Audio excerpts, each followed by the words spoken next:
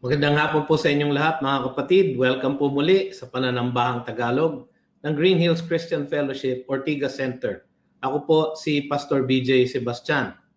Ngayon naman po ay babasahin natin ang banal na kasulatan.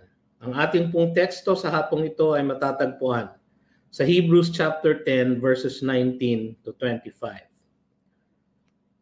Kaya nga mga kapatid, yamang mayroon tayong pagtitiwala na pumasok sa santuario sa pamamagitan ng dugo ni Jesus, na kanyang binuksan para sa atin ang isang bago at buhay na daan sa pamamagitan ng tabing sa makatuwid ay sa kanyang laman. At yamang mayroon tayong isang pinakapunong pari sa bahay ng Diyos, tayo'y lumapit na may tapat na puso na lubos na katiyakan ng pananampalataya, na ang mga puso ay winisikang malinis mula sa isang masamang budhi at nahugasan ang ating katawan ng dalisay na tubig. Panghawakan nating matatag ang pagpapahayag ng ating pag-asa ng walang pag-aalinlangan sapagkat siya na nangako ay tapat. At ating isaalang-alang kung papaano gigisingin ang isa't isa sa pag-ibig at sa mabubuting gawa, na huwag nating pabayaan ang ating pagtitipon gaya ng ugali ng iba, kundi palakasin ang loob ng isa't isa, lalong-lalo na kapag inyong nakikita na papalapit na ang araw. Pagpalain nawa ng Panginoon ang pagkakabasa ng kanyang salita sa hapong ito. Mga kapatid, samahan niyo po ako sa ating pag-aaral ng salita ng Diyos sa hapong ito. Nagpapatuloy po tayo sa mga mensahe natin sa aklat ng Hebreo, ang kadakilaan ni Kristo at ng Kristyanismo. At ang pamagat po ng ating pong mensahe sa hapong ito ay lumapit tayo sa ating Panginoon. Hebrews chapter 10 verses 19 to 25, katulad ng binasa natin kanina. Ang mga nakaraan nating mensahe sa Hebreo ay nagpakita sa atin ng kahigitan ni Kristo Jesus at ang kaligtasan na inaalok niya para sa lahat. Dahil ang sinusulatan ng may akda ng Hebreo ay mga kapwa niyang Hudyo, ipinakita niya mula sa umpisa ng aklat na ito ang kahigitan ni Kristo at ng Kristyanismo higit sa lahat ng ibang kinalakhan nilang sistema ng relihiyon o paniniwala. Higit siya sa mga anghel, higit siya kay Moises, kay Joshua, at iba pa nilang tinitingala sa Judaismo noon. Hinihikayat niya sila lahat na italaga na ang kanilang mga buhay sa bagong pananampalataya kay Kristo Jesus at wag nang bumalik pa sa dati nilang relihiyon at mga mabubuting gawa kuno at sakramento na wala namang bisa na ilapit sila sa Diyos. Binalaan niya sila sa peligro ng panunumbalik sa dati nilang buhay at paniniwala sapagkat baka ito ang maglagay sa kanila sa kapahamakan. Magmula sa Hebrews chapter 8 verse 1 hanggang sa yung tinapos natin last time sa Hebrews 10:18, ipinakita ng may akda na higit si Kristo sa sistemang sakripisyal at kaparian ng Judaismo, na hindi kailanman nalinis ang kanilang mga konsensya mula sa bahid ng kanilang kasalanan at hindi naman sila nailapit sa kanilang banal na Diyos. Tanging si Jesus lamang ang tunay na dakilang pinakapunong pari na may kakayahan at karapatan na ihatid ang mga makasalanan sa dambana ng banal na Diyos dahil sa kanyang walang katulad at walang kapantay na sakripisyo ng kanyang sarili mismo sa krus ng Kalbaryo. Sabi sa Hebrews 10:12 to 14, balikan po natin mga kapatid. Ngunit nang makapaghandog si Kristo ng isa lamang alay para sa mga kasalanan para sa lahat ng panahon, siya ay umupo sa kanan ng Diyos. At buhat noon ay naghihintay hanggang sa ang kanyang mga kaaway ay maging tuntungan ng kanyang mga paa, sapagkat sa pamamagitan ng isang pag-aalay ay kanyang pinasakdal para sa lahat ng panahon ang mga pinababanal. Dahil binigyan na tayo ng ating Panginoon ng pribilehyo na pumasok sa presensya ng Diyos, lumapit tayo sa Kanya na may buong pananampalataya panghawakan natin ang ating pinaniniwalaan at hikayatin natin ang ating kapatiran sa paglilingkod na may pag-ibig. Kailangan natin ang mensaheng ito, mga kapatid, sa ating kapanahunan ngayon dahil sa pagkalat ng Kristyanismo na tila naging hingian na lang ng mga kagustuhan ng mga sumasanib dito. Malungkot man aminin, naging parang lugar ng aliwan at kalakalan pa ang ibang mga iglesia natin ngayon na sa kagustuhan nilang lumaki ang kanilang attendance at ang kanilang koleksyon ay pinakikitunguhan nila ang mga naghahanap ng relihiyon na lagi na lang nagpapala, lagi na lang nagkakaloob ng lahat ng kanilang mga minimithi sa buhay. Hindi po ganyan ang biblical na Kristyanismo. Ang mensahe natin ngayon ay isang paalala sa ating lahat na dahil sa dakilang kaligtasan na nakamit na ni Jesus para sa atin, para sa lahat ng nananampalataya sa Kanya, kailangan tayong mamuhay ng may tapat na pananampalataya, matibay na pag-asa, at mapagkalingang pag-ibig para sa isa't isa. Tingnan muna natin, mga kapatid, ang kahigitan ng ating pananampalataya, verses 19 to 21. Ang kahigitan ng ating pananampalataya. Una sa lahat, ito ay isang mas higit na tipan. Isang mas higit na tipan. Sabi sa verse 19 at 20, kaya nga, mga kapatid, yamang mayroon tayong pagtitiwala na pumasok sa pagsasantuaryo sa pamamagitan ng Diyos ng dugo ni Jesus na Kanyang binuksan para sa atin ang isang bago at buhay na daan sa pamamagitan ng tabing sa makatuwid ay sa Kanyang laman. Binigay ng may akda dito sa bersikulo na ito ang buod ng lahat ng Kanyang inilahad sa mga naunang talata hanggang sa chapter 10. Ang paggamit niya ng mga kapatid ay isang panawagan sa mga kapatid niyang Hudyo. Hindi lang po doon sa mga kapatid na Kristiyano, kundi ang mga kapatid niyang Hudyo na bumabasa ng sulat na ito. Nang sabihin niya, kung yung salitang yamang, napansin niyo po yon, sabi niya yamang, inumpisahan niyang ilahad ang isang katotohanan na basihan ng kanyang mga paghihikayat sa atin na nasa verses 22 to 25. So importante po yung salitang yamang. No? At ang unang basehan niya ay ang katotohanang mayroon tayong pagtitiwala na pumasok sa santuaryo sa pamamagitan ng dugo ni Jesus. Dahil sa mas dakilang tipan ni Kristo Jesus, mayroon ng karapatan ng lahat ng mga mananampalataya sa Kanya na pumasok sa presensya ng Diyos upang makipag-ugnay sa Kanya at upang sumamba sa Kanya. Sabi sa Hebrews 9:12, at hindi rin sa pamamagitan ng dugo ng mga kambing at mga toro, kundi sa pamamagitan ng Kanyang sariling dugo. Siya ay pumasok na minsan magpakailanman sa dakong banal. Sa gayoy tinitiyak ang walang hanggang katubusan. Ang daan na ito, papasok sa presensya ng Diyos ay isang bago at buhay na daan, sabi niya. Ang salitang bago ay maaaring isalin na bagong alay, ang iba pa ay bagong katay o bagong gawa.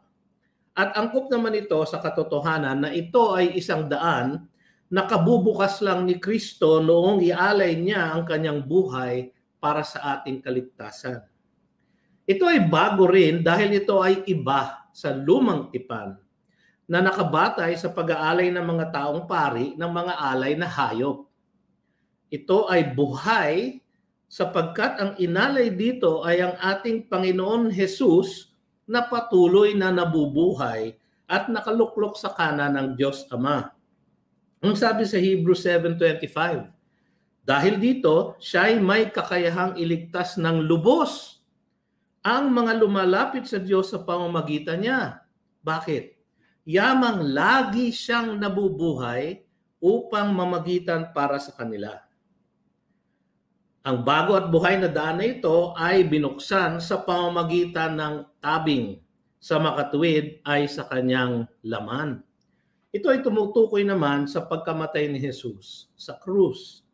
Ang pagkamatay niya na ito ang nagbukas ng daan para upang tayo na nananampalataya sa Kanya ay makapasok sa presensya mismo ng kabanal-banalang Diyos.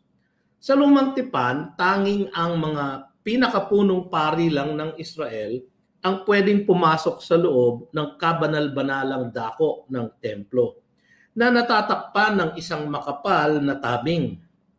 Ngunit dahil nga sa pagkamatay ni Jesus, ang kanyang napunit na katawan, ang siya namang nagpunit ng tabing na ito na nakaharang sa kabanal-banalang lugar. Ang sabi sa Matthew 27 verses 50 to 51, at muling sumigaw si Jesus ng may malakas na tinig at nalagot ang kanyang hininga. At nang sandaling iyon, ang tabing ng templo ay napunit sa dalawa, mula sa itaas hanggang sa ibaba, nayanig ang lupa at nabiyak ang mga bato. Ganun po naging resulta ng kanyang pagkamatay sa krus. Isang hudyat ito, mga kapatid, na makakapasok na ang lahat sa atin na nananampalataya sa Kanya upang makipag-ugnay sa Diyos na banal. Mayroon tayong isang mas higit na tipan, isang mas higit na pangako magmula sa Diyos at isang bago at buhay na daan papasok sa presensya ng Diyos na may pagtitiwala. Maaari na po tayong manambahan sa Kanya na walang takot. Maaari po tayong lumapit sa Kanya na tayong mag-isa o bilang magkakapatid sa pananampalataya. Pangalawa, meron tayong isang mas higit na tipan at meron din tayong mas higit na pinakapunong pari. Yun po ang sabi ng verse 21. At yamang mayroon tayong isang pinakapunong pari sa bahay ng Diyos. Ang bahay po ng Diyos na tinutukoy dito ay ang iglesia ng Diyos. Ang katipunan ng mga nananampalataya sa Kanya at mga naligtas dahil sa dugo ni Kristo. Muling ginamit ng may akda ang salitang yamang, no? At ibinigay niya ang pangalawang basehan ng isang matagumpay na pananampalataya kay Jesus. At ito ang basehan. Mayroon tayong isang pinakapunong pari sa bahay ng Diyos. Maganda ang ating kaligtasan, dakila ang ating kaligtasan sapagkat ang pinakapunong pari sa bahay ng Diyos ay si Kristo Jesus. Siya ay marangal sa lahat dahil siya ay nakapasok sa kalangitan bilang anak ng Diyos. Nabasa po natin to sa Hebrews 4:14. Yamang tayo'y mayroong isang marangal na pinakapunong pari na pumasok sa kalangitan, si Jesus na anak ng Diyos. Dahil sa Kanya, tayo ay sumusunod sa Kanya, sumusunod sa Kanya ay may walang hanggang kaligtasan. Yan po ang nakamit niya para sa ating lahat. Hebrews 5:9 to 10. At nang maging sakdal, siya ang naging pinagmula ng walang hanggang kaligtasan ng lahat ng mga sumusunod sa Kanya. Yamang itinalaga ng Diyos bilang pinakapurong pari ayon sa pagkapari ni Melchizedek.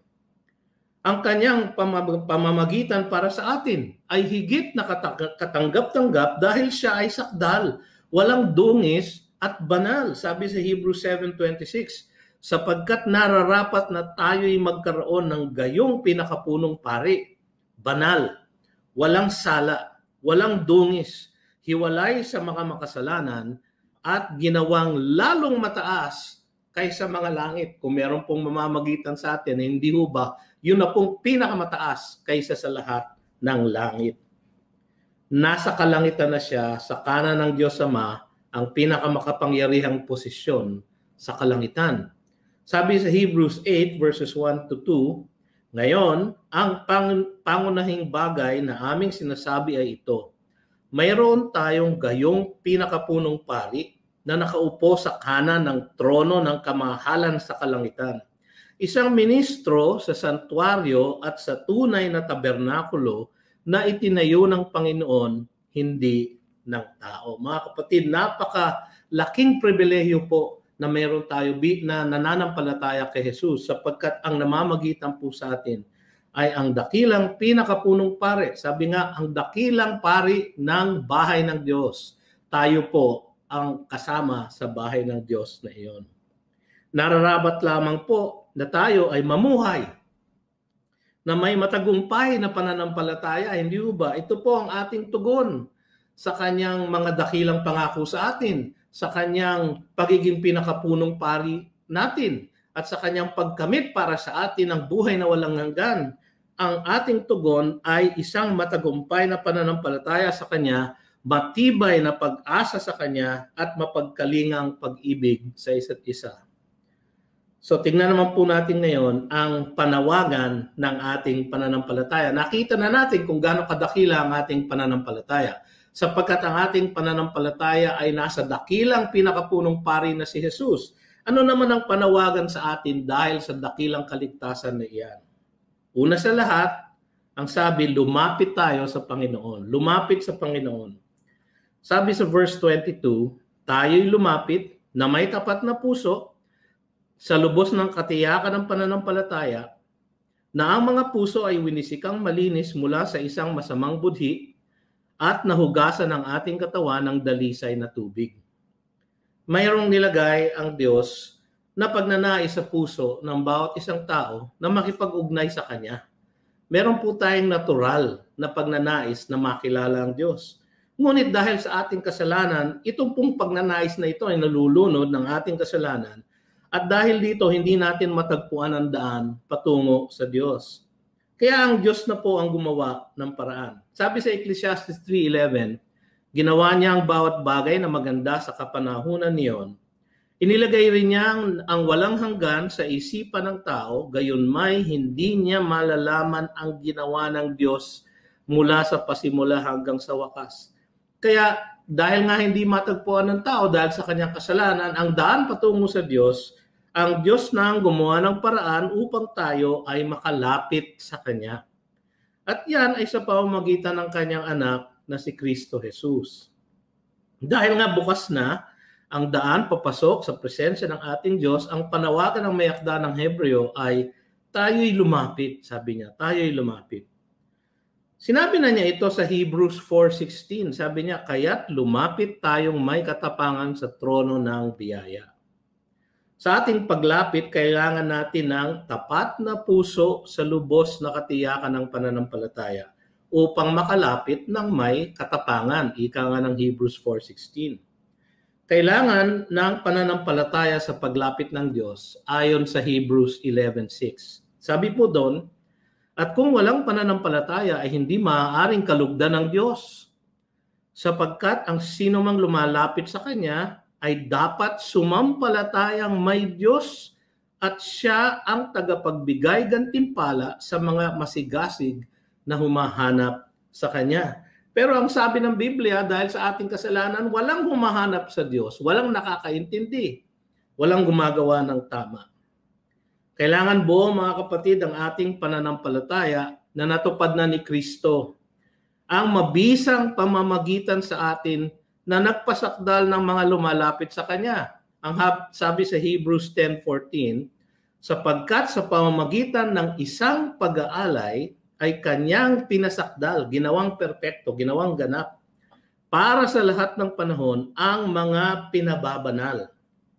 Yun po ay lahat ng nananampalataya kay Jesus.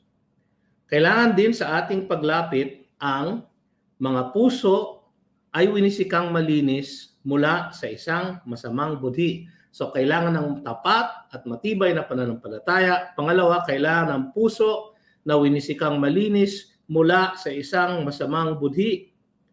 Bagaman tayo ay pinasakdal na ng sakripisyo ni Kristo sa krus at ang Kanyang kabanalan ay ipinataw na sa atin ng Diyos, nabubuhay pa rin tayo sa ating makasalanang laman. Kaya naman, ipinangako ng Diyos na sa Kanyang bagong tipan, sinabi niya to sa mga propeta, na sa Kanyang bagong tipan, Siya na ang maglilinis sa atin. Pinangako niya to sa Old Testament pa. Sabi niya sa Ezekiel 36:25, ako'y magwiwisik ng malinis na tubig sa inyo. Kayo'y magiging malinis sa lahat ninyong karumihan. At lilinisin ko kayo sa lahat ninyong mga Diyos-Diyusan. Akala nyo mga kapatid, wala tayong mga Diyos-Diyusan, tayong mga protestante, tayong mga ebangheliko.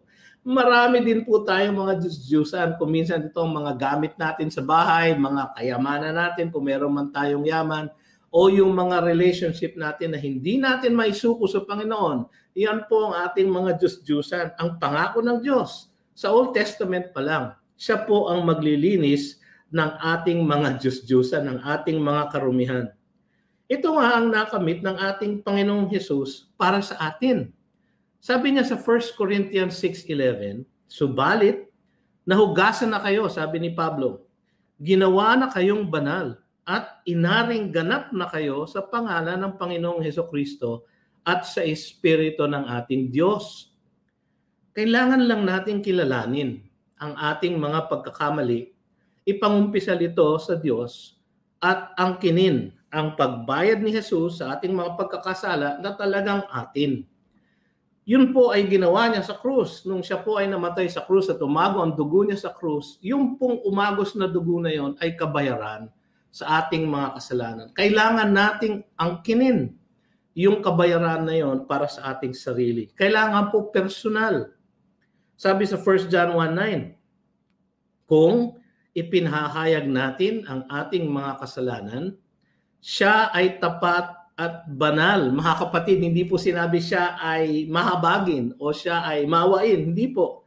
Hindi po habag at awa ang naging basihan ng ating pagpapatawad ng ating kasalanan. Sabi dito siya ay tapat at banal sapagkat makatarungan po na ipagpatawad tayo ng Panginoon sa ating mga pagkakasala sapagkat binayaran na po ng dugo ni Kristo ang pagkakasala nyo at pagkakasala ko. Siya ay tapat at banal na magpapatawad sa ating mga kasalanan at tayo'y lilinisin sa lahat ng kalikuan. Ang Diyos po ang naglilinis sa atin. Ang tanda ng ating matagumpay na pananampalataya ay ang ating pagpapatuloy sa katuwiran at pag-iwas sa kalikuan. Dahil nga nahugasan ang ating katawan ng dalisay na tubig. So hindi lang tayo winisikan sa ating damdamin, sa ating pong mga kalooban, nahugasan din ang ating mga katawan ng dalisay na tubig. Sabi sa 2 Corinthians 7:1, mga minamahal, sabi ni Pablo, yamang taglay natin ang mga pangakong ito, linisin natin ang ating mga sarili mula sa bawat karumihan sa laman ng laman at espiritu na ginagawang sakdal ang kabanalan sa pagkatakot sa Diyos. Ito ay magagampanan natin sa pamamagitan ng regular ng pagbabasa ng salita ng Diyos at pagsunod sa mga inuutos nito sa atin. Kasi ang sabi sa Ephesians 5:26, upang kanyang pakabanalin siya. Ito po yung parang isang responsibilidad ng isang asawa sa kanyang asawang babae, no? At kapareho din ang ginagawa ni Kristo para sa kanyang iglesia. Anong ginagawa niya? Upang kanyang pakabanalin siya na nilinis sa pamamagitan ng paghuhugas ng tubig sa salita. Malinaw po. Natatanggap po natin ang paghugas ng ating mga budhi, ang paghugas ng ating mga kalamnan sa pamamagitan ng salita ng Diyos. Kaya lumapit tayo na may tapat at matagumpay na pananampalataya. Yun po ang unang panawagan. Pangalawa po, kumapit sa kanyang pangako. Yun po ang sinasabi ng verse 23. Panghawakan nating matatag ang pagpapahayag ng ating pag-asa nang walang pag-aalinlangan sapagkat siya na nangako ay tapat. Ang karampatang tugon sa dakilang kaligtasan na nakamit na ni Kristo para sa atin at sa bago at buhay na kaugnayan natin sa ating Ama na nasa langit ay ang pagkapit sa kanyang mga dakilang pangako sa atin at ang matibay na pagkapit sa ating tiyak na pag-asa. Tiyak na po na tayo ay ililigtas. Tiyak na po na tayo ibabangon at tayo mabubuhay na maguli at mabubuhay tayong kasama ng ating Diyos magpakailanman. Tiyak na po ang ating kaligtasan. Sinabi na ito ng may akda ng Hebreo sa Hebrews 4:14. Sabi niya, yamang tayo merong isang marangal at pinakapunong pari na pumasok sa kalangitan, si Jesus na anak ng Diyos, ay hawakan nating matatag ang ating ipinahahayag. Ang ating pong ipinahahayag ay yung ating dakilang kaligtasan sa pamamagitan ni Hesukristo na ating tagapagligtas. Alam niyo mga kapatid, maraming mangyayari sa ating buhay na maaaring magyanig ng ating pag-asa. Mga matinding pagsubok sa ating kalusugan, lalo na po ngayon, nasa gitna po tayo ng pandemya. Mga kakulangan sa ating mga pangangailangang material, katulad ng nasabi ng marami na pong nawalan ng trabaho o nasarhan ng negosyo dahil sa pandemyang ito.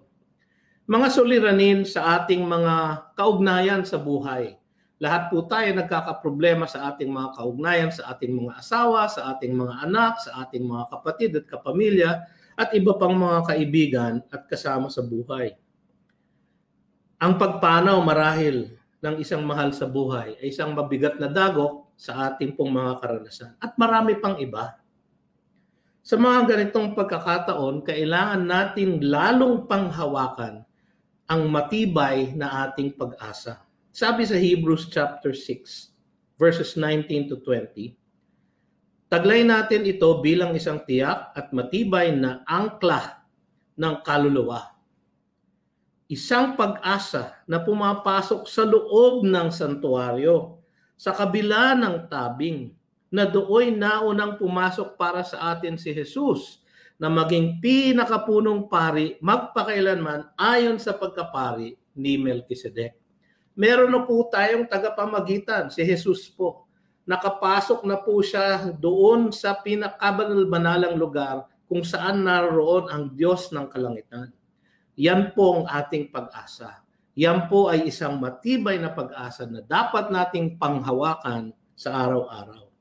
Ang katotohanan ng kaligtasan na nakamit na ni Kristo para sa atin ang dapat nating matibay na kapitan. Kahit na ano pang mangyari sa ating buhay mga kapatid, yung pag-asang yan ay hindi nawawala, yung pangakong yan ay hindi kailanman mababali, at ang kaligtasan na dulot niyan ay hindi kailanman maaalis sa atin. Ang tagubilin nga ni Pablo kay Timoteo ay ito, 1 Timothy 6:12.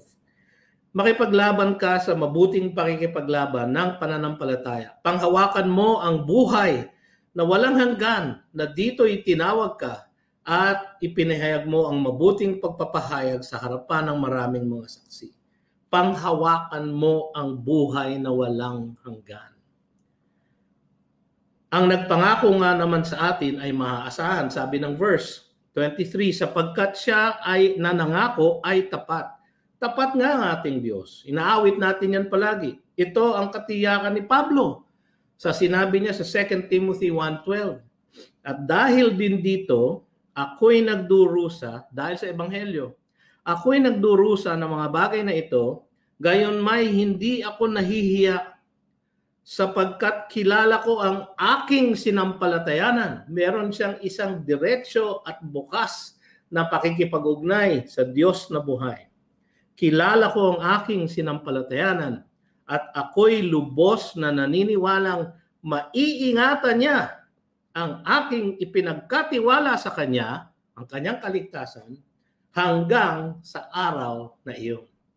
Mga kapatid, tiyak po ang ating pag-asa. Hindi po yan yung I hope na parang I wish. Hindi po. Ang ating pong pag-asa ay isang tiyak na pag-asa, isang buhay na pag-asa, sapagkat ang ating tagapagligtas ay buhay na Diyos. Dahil sa ating tiyak na kaligtasan, huwag tayong mag-aatubili na lumapit sa ating Diyos na may matagumpay na pananampalataya at matibay na pag-asa. Pangatlo, na panawagan sa atin. Hikayatin ang kapatiran. Sabi niya, verse 24-25. At ating isaalang-alang kung paano gigisingin ang isa't isa sa pag-ibig at sa mabubuting gawa. Na huwag nating pabayaan ang ating pagtitipon gaya ng ugali ng iba, kundi palakasin ang loob ng isa't isa. Lalong-lalo na kapag inyong nakikita na papalapit na ang araw. Mga kapatid, nung panahon po na sinulat itong aklat ng Hebreo, ang kanilang tingin ay malapit na ang pagdating ng Panginoon. 2,000 taon na pong nakakaraan. So kung malapit yun noon, higit pong malapit sa atin ngayon. So kung malapit na ang araw ng pagdating ng ating Panginoon, noong panahong yun, sa atin po malapit na. Kaya tayo po ay kailangan maghanda, kailangan natin hikayatin ang ating mga kapatid. Ito ang huling panawagan ng may akda ng Hebreo at ito ay ang paghihikayat ng ating mga kapatiran bilang pagpapakita ng ating pag-ibig sa isa't isa. Dapat daw natin isaalang-alang, yung po ang sinabi niya, yung po ang verb na ginamit, isaalang-alang, isipin ninyo, pag-isipang mabuti ang ating mga kapatid sa pananampalataya. Kuminsan po, dahil tayo po ay magkakahiwalay at hindi natin nakikita ang isa't isa, nawawala na sa kaisipan ng bawat isa ang bawat isa. So ang utos po dito ay isaalang-alang daw natin, ilagay sa ating pag-iisip, pag-isipan nating mabuti. Hindi maaaring mabuhay ang isang Kristiyano na nag-iisa o hindi nakakabahagi sa isang kapatiran ng mga kapwa mananampalataya. Kaduda-duda ang kanyang pamamahayag ng pananalig kay Kristo kung wala man lang siyang pag-ibig sa kanyang mga kapatid sa iglesia. Mga kapatid, marami po ngayon nagpupunta sa iglesia para kumuha ng pagpapala, kumuha ng kasiyahan, kumuha ng paghihikayat, kumuha ng pananalangin. Mga kapatid, ang inuutos po sa atin dito ay hindi kumuha, kundi magbigay. Lumapit tayo sa Diyos na may pananampalataya. Lumapit tayo na may matibay na pag-asa. Kapitan po natin ito. At lumapit tayo na may paghihikayat, pag-ibig sa isa't isa. Hindi po pagkuha ang sinasabi po dito, kundi ang pagbibigay. So kung tayo po ay napupunta sa iglesia para lang ma-bless, sabi ng iba, hindi ako na-bless dyan. Kasi hindi maganda kanta. Ay, hindi ako na-bless dyan dahil pagkahaba-haba ng sermon ng matabang pastor na yon. No? So mga kapatid, kung ganyan po ang ating pag-uugali, ay hindi po tayo dapat napupunta sa iglesia ng ganyan ang pag-uugali.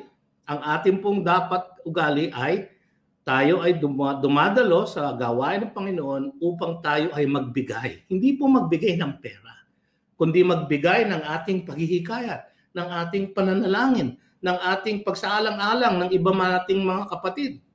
Yan po ang hinihingi ng ating tapat na Diyos na nagbigay na sa atin ng tiyak na kaligtasan. Ang ibig sabihin po, sabi po sa verse 24, kung paano gigisingin, ano daw po iisipin natin? Kung paano gigisingin ang isa't isa sa pag-ibig at sa mabubuting gawa. No? Hindi po ito mabubuting gawa para tayo maligtas. Hindi po. Tayo po ay ligtas na. Dahil tayo ay ligtas na, tayo ay inaasahang gagawa ng mabubuting gawa. Bilang isang ebidensya na tayo ay ligtas na. Hindi tayo gumagawa ng mabubuting gawa para tayo ay maligtas, kundi dahil tayo ay ligtas na. Ang ibig sabihin ng salitang ginamit na gigisingin, no, ay isang matinding paghihikayat. Yung parang, huy, gising, gising. No? Parang ganon ang tema. Parang ganon ang ibig sabihin, ang ibig ipahiwatig dito.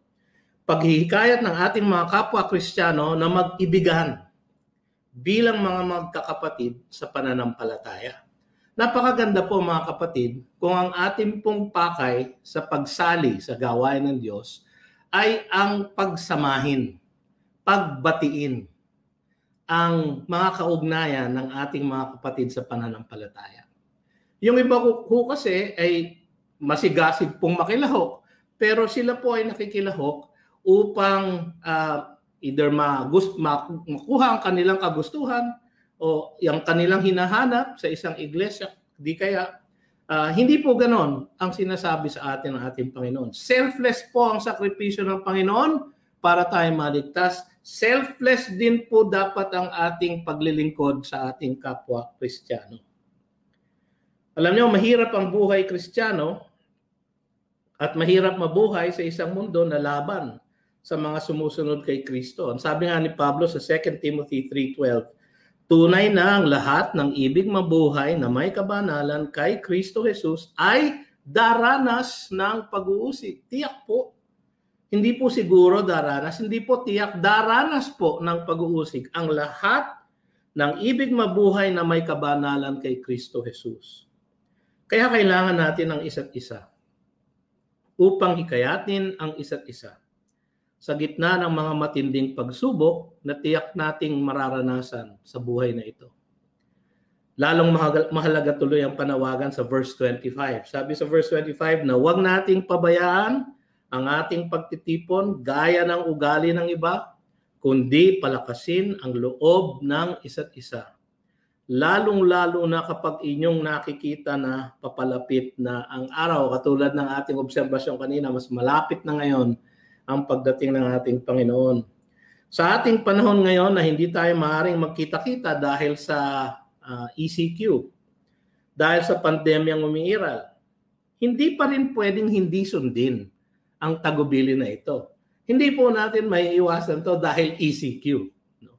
Mabuti ang ating Diyos, di ba? At kumilos siya upang tayo ay makatupad ng panawagan na ito. Paano? Kumilos siya sa mga marurunong na tao upang mag-imbento ng teknolohiya ng telekomunikasyon na ginawang posible ang ating sama-samang pananambahan sa pamamagitan ng live streaming na ganito at sa mga app katulad ng Zoom, katulad ng mga app sa internet na pwede po tayo magsalo-salo, mag-usap-usap, magkita-kita at maghikayat ng isa't isa. Alam niyo kung nangyari itong pandemyang ito nung mga 1990s o nung mga early 2000, hindi tayo siguro makakatupad sa ganitong panawagan ng aklat ng Hebreo. Sapagkat noon wala pa hong teknolohiya na ganito. Magpasalamat po tayo sa Diyos at gumawa siya ng paraan. Kumilos siya upang tayo ay magkita-kita kahit na tayo ay magkakahiwalay. Kaya wala pa rin tayong lusot kahit sa gitna ng pandemyang ito. Maaari pa rin tayong magkita-kita at maghikayat sa isa't isa upang tayo ay mag-ibigan, magtulungan, magdalanginan, maghikayat ng bawat isa at magpalakas ng loob ng bawat isa sapagkat napakahirap po ng pandemyang ito. At sa gitna nito, tayo po ang makakaasa. Tayo po ay dapat nakakaasa na ang ating mga kapatid sa pananampalataya ay tutulong sa atin, mananalangin para sa atin, sasamahan po tayo sa ating mga malagim na nararanasan sa oras na ito. Maya't-maya po, maraming dumarating na mga mensahe, ng mga text na si ganyan ay may sakit na COVID, si ganito ay hindi na makahinga. Ang nanay ko, ang tatay ko ay pumanaw na. No? Meron pong isang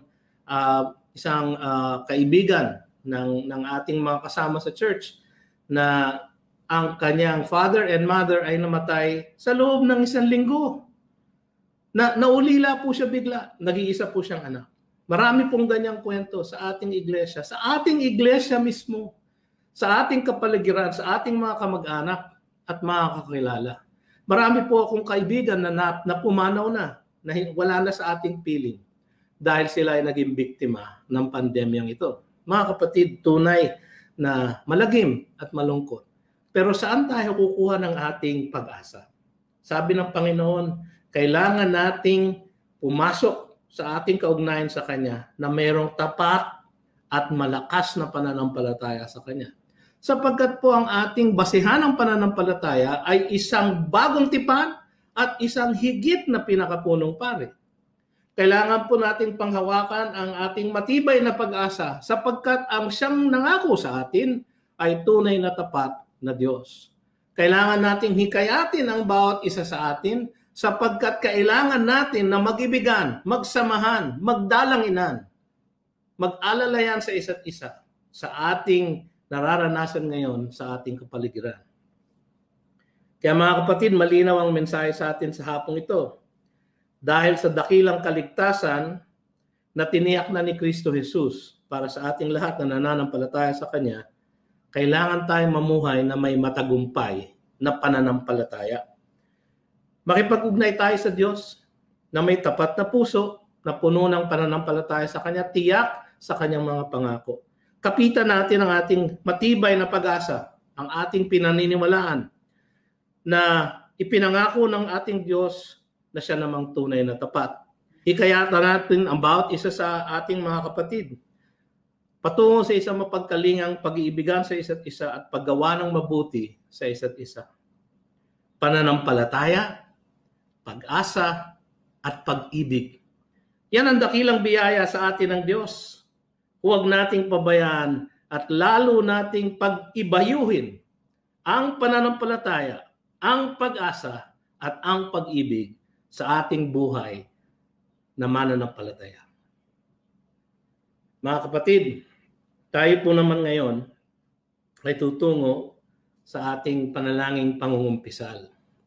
Ang sabi po ng 1 Corinthians 11:27-29, kaya't ang sino mang kumain ng tinapay o uminom sa kopa ng Panginoon sa paraang hindi nararapat ay magkakasala sa katawan at dugo ng Panginoon.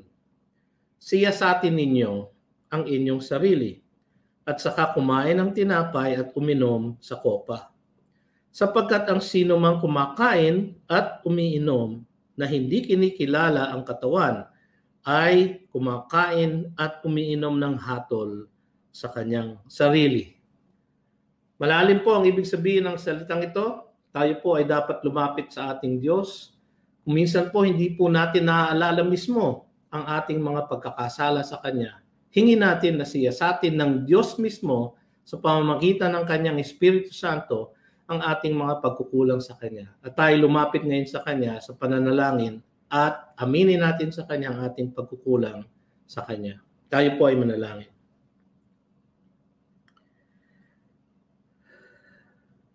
Panginoong Diyos na mahabagin sa lahat, kami lumalapit sa iyo ngayong hapong ito. Dala ang lahat naming mga bagahe, ang lahat ng aming mga pagkakautang sa iyo sapagkat kami ay nagkulang sa iyo. Sa bawat araw, Panginoon, na aming pamumuhay, sa aming bawat pagkilos, ay madalas, Panginoon, kami ay nagkakasala laban sa iyo. Meron kaming mga iniutos mo na hindi namin ginawa, o yung mga iniutos mo na bawal na amin namang ginawa. O Panginoong Diyos, bakit ka kaya napakapasensya mo, pasensyoso mo patungo sa amin? Hindi kami nararapat na bigyan ng ganitong klaseng kahabagan. Ngunit kami ay natutuwa at nagagalak na kayo ay mahabaging Diyos at maawain, puno ng biyaya at kagandahang loob. At dahil dito kami ay iyong ipinatawad. Kaya sa oras na ito, sa aming tahimik na pananalangin, ay inilalagak namin sa iyong paanan ang aming mga kasalanan sa iyo. Ikaw nawa, Panginoon, ang magpatawad sa amin.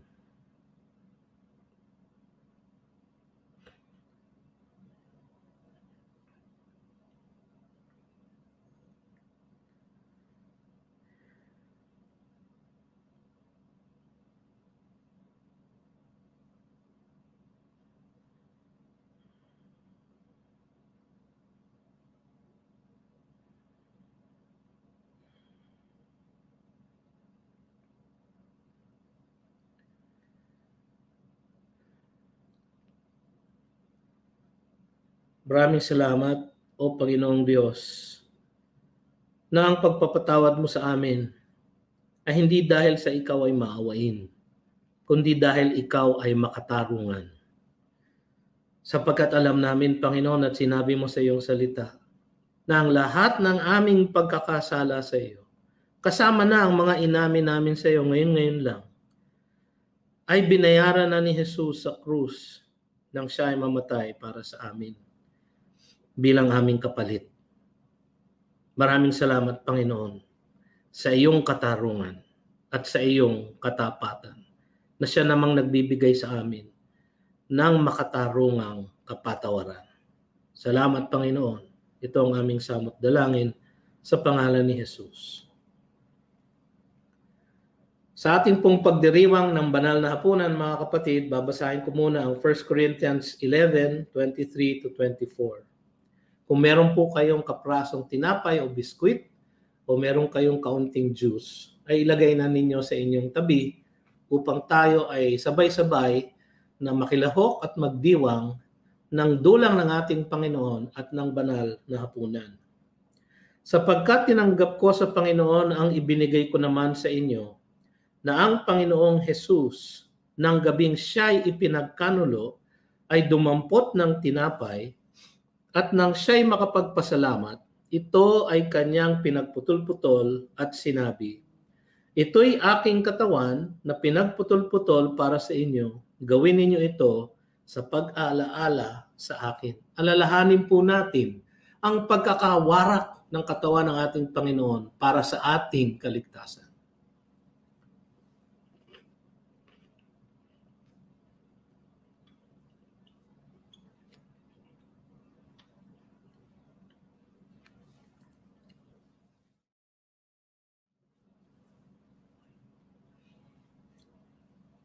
Ang sabi sa 1 Corinthians 11:25, sa gayon ding paraan ay kinuha niya ang kopa pagkatapos maghapunan na sinasabi, ang kopang ito'y siyang bagong tipan, siyang bagong pangako sa aking dugo.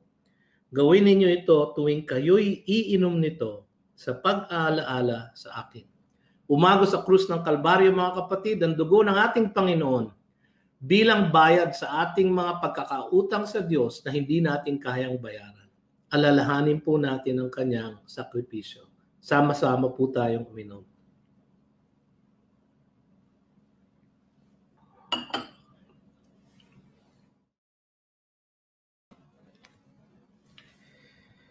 Ngayon, ang Diyos ng kapayapaan na bumuhay mula sa mga patay sa ating Panginoong Hesus, ang dakilang pastol ng mga tupa, sa pamamagitan ng dugo na walang hanggang tipan, naway gawin niya kayong ganap sa bawat mabuting bagay upang magawa ninyo ang kanyang kalooban at gawin sa atin ang nakakalugod sa paningin niya sa pamamagitan ni Hesukristo na sa kanya ang kaluwalhatian magpakailanman.